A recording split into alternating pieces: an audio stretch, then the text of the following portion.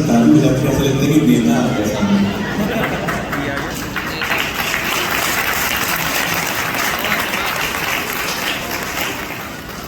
प्रभु का मैं धन्यवाद देना चाहता हूँ कि उनकी गवाही देने का अवसर मुझे प्रदान मिला, और ये बहुत ही एक महत्वपूर्ण बात है अपनी गवाही देने का अवसर पाना, क्योंकि मसीह जीवन में बढ़ोतरी के लिए गवाही देना जरूरी है, और वो गवाही मसीह केंद्रित होनी जरूरी है।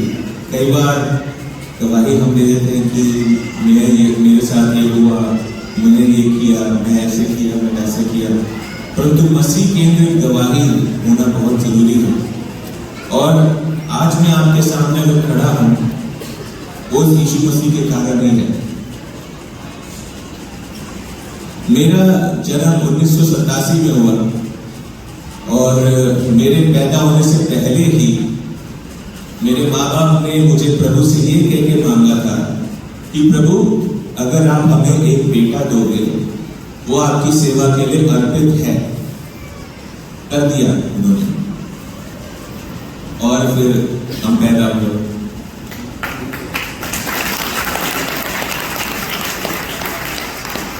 नेता वाली फीलिंग मत कीजिएगा प्लीज। और जब मैं पढ़ना शुरू हुआ अपने जीवन में, तो मेरे माँ बाप ने, मम्मी ने और पापा ने हमेशा मुझे इसी बात को इन्फ्लुएंस कराया कि प्रभु को अपने जीवन में सर्वप्रथम रखो, बाकी सब बाद में है। और बचपन से ही वचन से सीखने की भूख, जवाब देने की एक क्या कहते हैं उत्तेजना, कि पहले जवाब मैं दूंगा अगर कोई सवाल पूछा जाए, वो फीलिंग, वो टीचिंग, वो जो इमोशन इस अंदर से आए हैं, वो सब उनकी परवरिश आई है।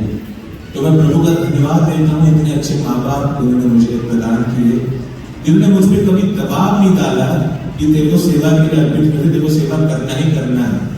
क्योंकि उन्होंने हमेशा ये बात मुझे बताई, जब तक प्रभु ना बुलाए तब तक तू खुद से ना जाए।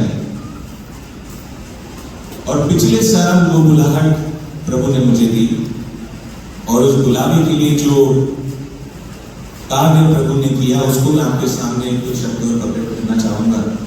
पिछले साल जब कोविड का सेकेंड वेव शुरू हुआ था दिल्ली में, तो उसमें मैं और मेरे पिताजी दोनों इफेक्ट हुए। सबसे ज्यादा मैं इफेक्ट हुआ था, मुझे हॉस्पिटलाइज कर दिया, और मेरे बाद मेरे पिताजी हॉस्पिटल में एडमिट हुए, सेम उसी हॉस्पिटल में। मैं 3rd फ्लोर में था, पिताजी 4th फ्लोर में थे।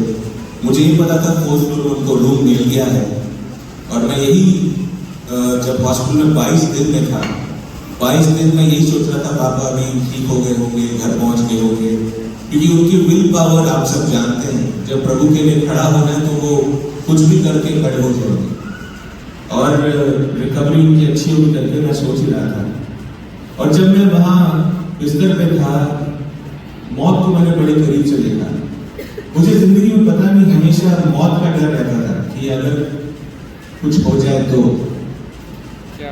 और उस डर को भगाने के लिए ही मैं विश्वास करता हूँ कि प्रभु मुझे वहाँ हॉस्पिटल में ले गया, क्योंकि वहाँ पे मैंने मौत को करीब से देखा। जब मैं इमरजेंसी वार्ड में था, मेरे सामने 2 लोग मरे, उनकी सांसें रुक गई, उनको तड़पता हुआ मैंने देखा, कैसे वो छटपटाए कि सांस नहीं आ रही। एक मछली को पानी से बाहर आके जैसे छटपटाते हुए देखते हैं, वैसे इंसानों को मैंने देखा। और मैं ये सोचने लगा कि अगर ऐसा ही होना है तो इस चीज के डर लेकर क्या ही कर लूंगा? क्या इससे डर के मैं बच जाऊंगा मौत से? नहीं, क्योंकि मौत आज नहीं तो कल कभी भी आनी है।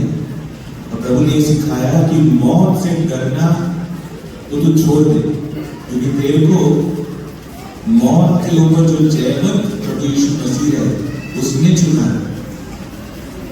ये जब बात मैंने समझी तो मेरे को रूम में ले जाया गया। वहां पे मैं 22 दिन तक पड़ा रहा, और 4 मई को मेरे पिताजी का देहांत हुआ। ऐसा मुझे बाद में पता चला, 14 मई को जब मैं अस्पताल में था, प्रभु ने मुझसे बात करी लूका के सुसमाचार उसके 5वें अध्याय से, जब प्रभु यीशु मसीह ने पतरस से कहा कि तू मत डर, आज से मैं तेरे को मनुष्यों को पकड़ने वाला बनाऊंगा। उस समय वहां बैठ के लेटे आंसू बहाकर मैंने अपने जीवन को प्रभु के हाथ में सौंप दिया कि प्रभु आज से ये जीवन तेरा, तू जो करने को बोले करूंगा, जहां जाने को बोले जाऊंगा। अभी तक अपने लिए जिया वो काफी था, प्रभु अब तेरे लिए। तो 14 मई को मैंने प्रभु के हाथ में अपना जीवन सौंपा और 14 मई तक मैं हाई ऑक्सीजन फ्लो में था, मेरे को हाई ऑक्सीजन की जरूरत थी। 14 मई को प्रभु ने मुझे बुलाया, 19 मई को मैं घर पे था।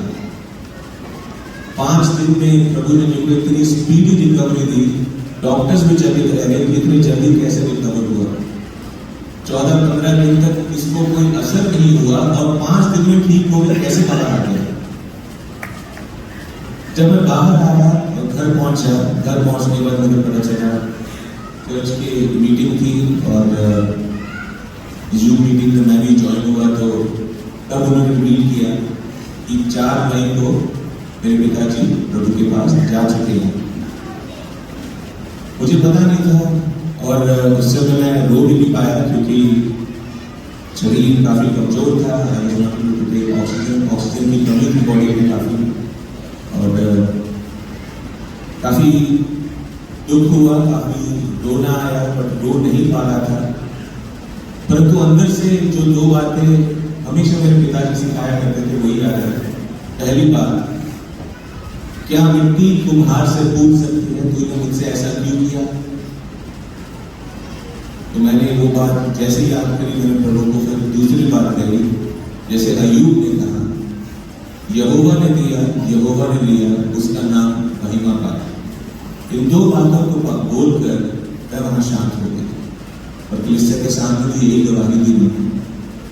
और उसके बाद से प्रभु सिखा रहा है और जो उनका कौन था मुझे मत डर क्योंकि आज से मैं तेरे को मनुष्यों को पकड़ने वाला बनाऊंगा। उस समय मुझे समझ आया मत डर क्यों कहा था उन्होंने, क्योंकि मेरे दिमाग में ये बात थी कि मैं घर जाऊंगा, मेरे घर पे एक बहुत अच्छे बाइबल टीचर है मेरे लिए, मुझे अच्छे से सिखाएंगे, उनके साथ हम तर्क करेंगे, सीखेंगे डॉक्टरल इश्यूज, डॉक्टरल चीजों को मैं जानूंगा और मैं दुनिया में जब प्रभु मेरे को जहां भी ले जाएगा वहां सेवा के लिए मैं तैयार हो जाऊंगा। और जब घर आके पता चलता है जिसके भरोसे तुम घर आए उसको ही प्रभु ले जा चुका है, वो डर अलग तरीके का होता है। वहां पे प्रभु की जो बुलाहट थी वो मुझे सांत्वना दी, मत डर क्योंकि तू आज से मनुष्य को पकड़ने वाला बनाएगा। इसी बात को मत्ती के सुसमाचार में लिखा गया है, मैं तुझे बनाऊंगा। और ये जब बात मुझे याद है, मुझे आश्वासन हुआ, मुझे सांत्वना मिली कि बेशक कोई हो ना हो, सिखाने वाला प्रभु है, सिखाने वाला प्रभु यीशु मसीह है और वो मेरे साथ है। उसने दिलासा दिया कि मत डर, मैं तुझे मनुष्य को पकड़ने वाला बनाऊंगा। और उस दिन से प्रभु अपने अनुग्रह से हमें चला रहा है, परिवार समेत, मम्मी, मैं और नेहा। घर में हम तीनों ही हैं। घर में पिताजी की कमी काफी बार महसूस होती है, परंतु हम ये बात जानते हैं कि पिताजी एक ऐसी जगह है जहाँ पे आनंद ही आनंद है। और जब भी इन बातों को याद करता हूँ तो प्रभु यीशु मसीह के पुनरुत्थान के गीत को गाते हैं या हमारे वहां जाने के बाद के गीत को गाते हैं, तो हमेशा एक ही बात है कि धन्य है हमारा परमेश्वर कि इतनी धन्य आशा हमें दी है। हमारे जो प्रिय लोग बिछड़ गए हैं हमसे दुनिया में, वो खोए नहीं है, उनसे हम जाके मिलेंगे। परमेश्वर की स्तुति हो इस बात के लिए कि मैं वहां जाऊंगा, अपने पिता से मिलूंगा। और ये सांत्वना हम सब के लिए है, ये आशा हम सब के लिए है। इसलिए हम उस पिता का, उस प्रभु यीशु मसीह का हम धन्यवाद देते हैं।